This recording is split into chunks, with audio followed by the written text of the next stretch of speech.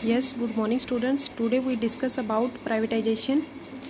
तो सबसे पहले मैं आपको एक बार प्राइवेट सेक्टर का मीनिंग बता देती हूँ। प्राइवेट सेक्टर के अंदर वो सारे की सारी इंडस्ट्री या बिजनेस इंक्लूड होते हैं जिसको एक पर्सन या इंडिविजुअल या 3 या 4 पार्टनर मिलकर कंट्रोल करते हैं उनका मेन मोटिव प्रॉफिट अर्न करना होता है प्राइवेट सेक्टर के अंदर। और प्राइवेट सेक्टर में जो भी इंडस्ट्री आती है उसके अंदर गवर्नमेंट का इंटरफेरेंस इतना नहीं होता है। जो भी गुड्स बनानी है, जो प्राइस डिसाइड करने हैं, वो सब के सब जो बिजनेस कंट्रोल कर रहा है वो डिसाइड करते हैं। तो पहले क्या था कि जो भी इंडस्ट्री थी, मोस्टली इंडस्ट्री पब्लिक सेक्टर के अंदर इन्वॉल्व थी। अगर कोई भी जो पर्सन है वो अगर या प्राइवेट सेक्टर लगा सकते हो, प्राइवेट सेक्टर कोई भी इंडस्ट्री लेना चाहता था तो उसको काफ़ी फॉर्मेलिटीज़ को फॉलो करना पड़ता था, लाइसेंस लेना पड़ता था और जो फीस थी, रजिस्ट्रेशन फीस है, वो भी उनको पे करनी पड़ती थी। तो काफ़ी प्रॉब्लम आती थी। बट जब जो भी इंडस्ट्री पब्लिक सेक्टर के अंदर थी वो काम तो ठीक कर रही थी, बट जितना अच्छा काम होना चाहिए था उतना नहीं होता था, क्योंकि पब्लिक सेक्टर के अंदर करप्शन काफ़ी था। तो जितना प्रॉफिट अर्न करना चाहिए था उन इंडस्ट्री को उतना प्रॉफिट अर्न नहीं हो रहा था, बल्कि वो कई इंडस्ट्री तो लॉस में जा रही थी। तो गवर्नमेंट ने ये डिसाइड किया कि जो भी पब्लिक सेक्टर की कुछ इंडस्ट्री हैं उनको प्राइवेट सेक्टर के अंदर ट्रांसफ़र कर दिया जाए, ताकि जो कंपनियां लॉस बियर कर रही हैं वो इस पोजीशन में आ जाएं कि वो प्रॉफिट अर्न कर सकें। तो जब पब्लिक सेक्टर को प्राइवेट सेक्टर के अंदर ट्रांसफ़र किया गया था उसको प्राइवेटाइजेशन बोलते हैं। वो कैसे कैसे किया उन्होंने, गवर्नमेंट ने गवर्नमेंट के अंदर जो भी इंटरप्राइज आती थी उसको पब्लिक सेक्टर को या पब्लिक इंटरप्राइज को सेल कर दिया। फिर गवर्नमेंट ने ये सोचा कि कुछ इंडस्ट्रियों के अंदर मिक्स्ड पार्टनरशिप होनी चाहिए। मिक्स्ड का मतलब क्या है कि जो भी इंडस्ट्री उसके अंदर 40 या 50% कंट्रोल पब्लिक सेक्टर का होगा और जो बाकी का शेयर है जितना भी कंट्रोल होना चाहिए वो प्राइवेट सेक्टर का होगा। तो कहने का मीनिंग क्या है कि दोनों मिलके उस इंडस्ट्री को कंट्रोल करेंगे, उसके अंदर क्या करना है और क्या नहीं वो सब दोनों मिलके डिसाइड करेंगे। फिर आपके डिसइन्वेस्टमेंट है। डिसइन्वेस्टमेंट में क्या होता है कि जब गवर्नमेंट इंटरप्राइज अपने कोई भी शेयर होते हैं, उनके पास जितने भी शेयर हैं वो प्राइवेट सेक्टर को सेल कर दे तो उसको डिसइन्वेस्टमेंट बोलते हैं। और ये डिसइन्वेस्टमेंट इसलिए किया गया था ताकि जो प्रोडक्शन है वो अच्छे से हो सके, क्योंकि जो प्राइवेट सेक्टर है उसके अंदर प्रोडक्शन ज़्यादा अच्छे से होता है पब्लिक सेक्टर के कंपैरिजन में। क्योंकि प्राइवेट सेक्टर में जो भी उसका ओनर होता है वो ये चाहता है कि हमें ज़्यादा से ज़्यादा प्रॉफिट अर्न कर सकें, तो इसलिए वो ज़्यादा से ज़्यादा गुड्स का प्रोडक्शन करते हैं और अच्छी क्वालिटी की गुड्स हैं उसको प्रोड्यूस करते हैं। और एक कारण ये भी था कि जो भी गवर्नमेंट का फिजिकल डेफिशिएट था उसको मैनेज कर सकें। फिजिकल डेफिशिएट मैंने आपको बताया था कि एक तो होता है फिजिकल पॉलिसी कि गवर्नमेंट के जो रेवेन्यू और एक्सपेंडिचर से रिलेटेड होती है कि गवर्नमेंट कितने तो खर्चे कर रही है और गवर्नमेंट के पास कितनी इनकम आ रही है, जैसे टैक्स के रूप में जो इनकम आ रही है और या कहीं और से आ रही है, तो उसको फिजिकल पॉलिसी बोलते हैं। तो फिजिकल डेफिशिएट में क्या हुआ था कि जो गवर्नमेंट के एक्सपेंडिचर थे वो तो ज़्यादा हो गए थे इनकम के कंपेरिजन में, रेवेन्यू के कंपेरिजन में। तो गवर्नमेंट ने ये सोचा कि अब ये पोजीशन आ गई है तो इस पोजीशन को हम कैसे हैंडल कर सकते हैं कि जो हमारे शेयर है वो हम प्राइवेट सेक्टर के अंदर ट्रांसफ़र कर दें, क्योंकि प्राइवेट सेक्टर ईजिली या ज़्यादा प्रॉफिट अर्न कर सकता है, जिससे जो फिजिकल डेफिशिएट है उसको मैनेज कर सकते हैं।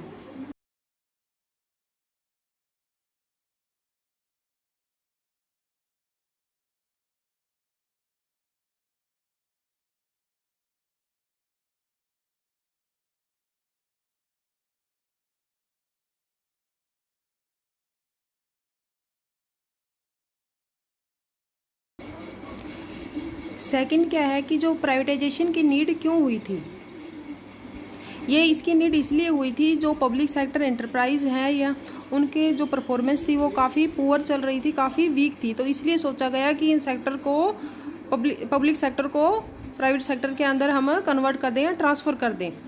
तो जो पब्लिक सेक्टर था जो इंडस्ट्रियल सेक्टर था उसकी मेनली जो उसके ऊपर फोकस किया गया था वो सेकंड 5 ईयर प्लान में किया गया था। सेकंड 5 ईयर प्लान आपका था 1956 से 1961 तक।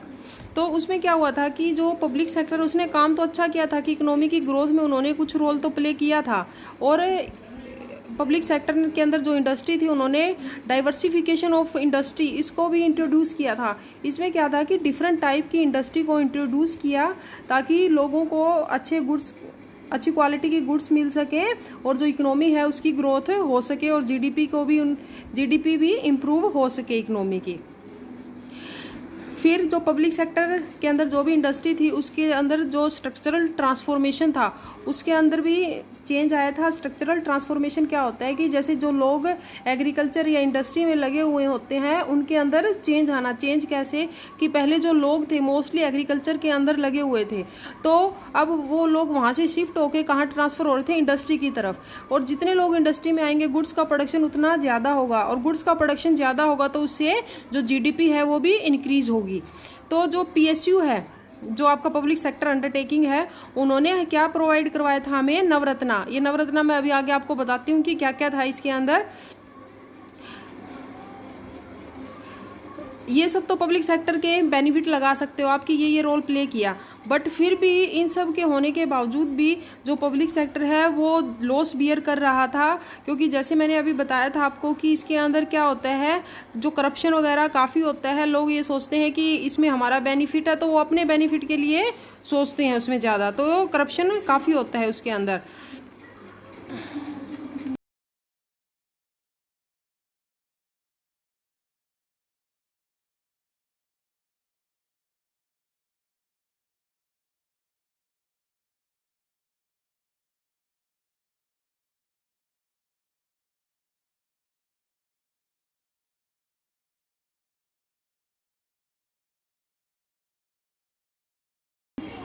फिर 1991 में ये डिसाइड किया गया कि गवर्नमेंट के अंदर जो भी इंडस्ट्रीज आती हैं उसको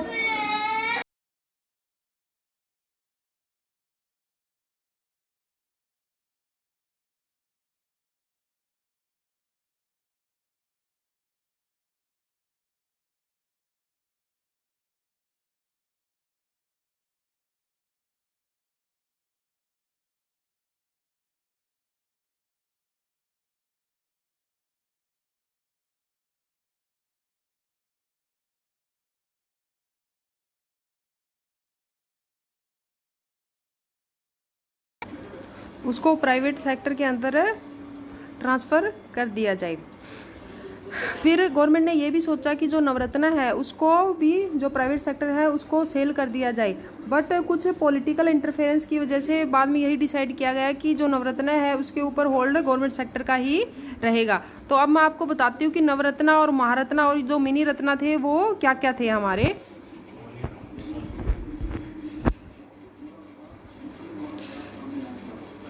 ये देखो जो नवरत्ना है वो क्या था, उसका मीनिंग मैं बता देती हूँ आपको कि इसके अंदर 9 कंपनीज थी जो काफ़ी अच्छा प्रॉफिट अर्न कर रही थी। वो 9 कंपनीज कौन कौन सी आपकी, ये आप यहाँ पे देख सकते हो। Indian oil corporation, Bharat petroleum corporation, ये सब की सब जो 9 है ये आपका ध्यान रखना, ये सारी की सारी नवरत्ना के अंदर थी, आपकी इन्वॉल्व थी।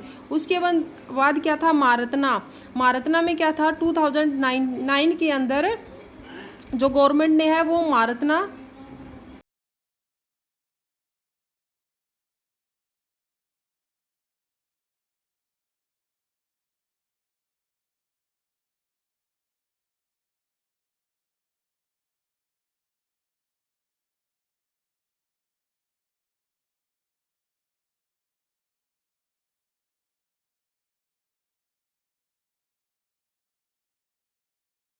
महारत्ना इंट्रोड्यूस किया था। इसके अंदर भी आप देख सकते हो सारी की सारी इसके अंदर ये कॉरपोरेशन महारत्ना के अंदर थी और ये भी क्या है काफ़ी प्रॉफिट अर्न करने में काफ़ी हेल्पफुल थी। फिर जो आईओसी थी, ये देखो पहले ऊपर कहाँ थी, पहले ये नवरत्ना में थी, उसको किस तरफ हो, जो नवरत्ना से कहाँ ट्रांसफर कर दिया गया था, उसको महारत्ना में। फिर क्या है आपका मिनी रत्ना है। मिनी रत्ना के अंदर कौन कौन सी थी, देखो आप,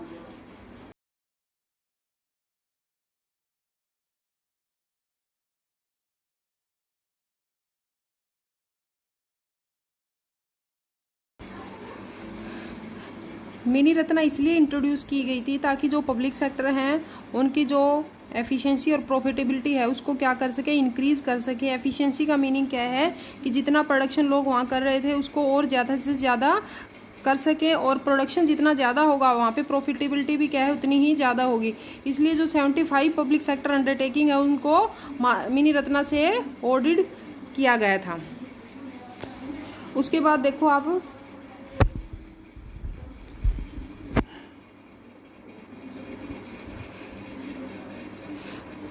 गेन और लॉसेज हैं प्राइवेटाइजेशन के अंदर, कि क्या क्या बेनिफिट और क्या क्या लॉस हुए थे वो देखो। सबसे पहले क्या हुआ था इसके अंदर, कि मैंने ये पहले ही बताया था आपको कि जो प्राइवेट सेक्टर है उसके अंदर प्रॉफिट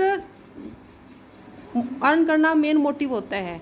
प्रॉफिट अर्न करना मतलब क्या है, लोग वहाँ पे जो बिजनेसमैन होता है या प्राइवेट सेक्टर होते हैं वो खुद के सेल्फ इंटरेस्ट के ऊपर फोकस करते हैं। तो वो चाहेंगे कि प्रॉफिट ज़्यादा से ज़्यादा हो। अगर वो चाहेंगे प्रॉफिट ज़्यादा से ज़्यादा हो तो वो चाहेंगे कि उसके जो सेक्टर, जो उसकी इंडस्ट्री के अंदर लोग काम कर रहे हैं वो अपना 100% दें। और अगर वो अपना 100% देंगे, मतलब अपनी अच्छी एफिशिएंसी जितनी उनके अंदर एबिलिटी है उसके अकॉर्डिंग और टाइम के अकॉर्डिंग काम करेंगे, तो उससे जो प्रोडक्शन है वो क्या होगा, इंक्रीज होगा। फिर जो प्राइवेट सेक्टर के थ्रू क्या हुआ था, कंपटीशन भी इंक्रीज हुआ था।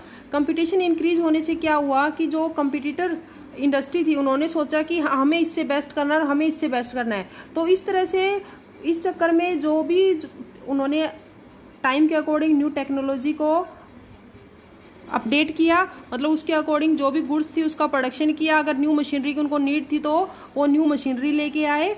तो इस तरह से क्या हुआ, यहाँ पे भी जो प्रोडक्शन वगैरह है वो आपका क्या हुआ, अच्छा हुआ। और जो मॉडर्न टेक्निक्स थी वो उन्होंने अडोप्ट की। उसके बाद देखो जो डाइवर्सिफिकेशन है, इन्होंने डाइवर्सिफिकेशन को भी प्रमोट किया। डाइवर्सिफिकेशन का मतलब क्या था, मैंने अभी बताया कि जो डिफरेंट टाइप की इंडस्ट्री को, जिस इंडस्ट्री में डिफरेंट टाइप्स की गुड्स को प्रोड्यूस करते हो या डिफरेंट टाइप की इंडस्ट्री, इसमें ये होता है डाइवर्सिफिकेशन आपका। तो इसकी हेल्प से, प्राइवेटाइजेशन की हेल्प से डाइवर्सिफिकेशन भी हमारे इकोनॉमी के अंदर आया। जो एमएनसी थी, मल्टीनेशनल कॉरपोरेशन थे, वो भी प्राइवेटाइजेशन के थ्रू ही हमारे कंट्री के अंदर आए। और जो हमारी कंट्री है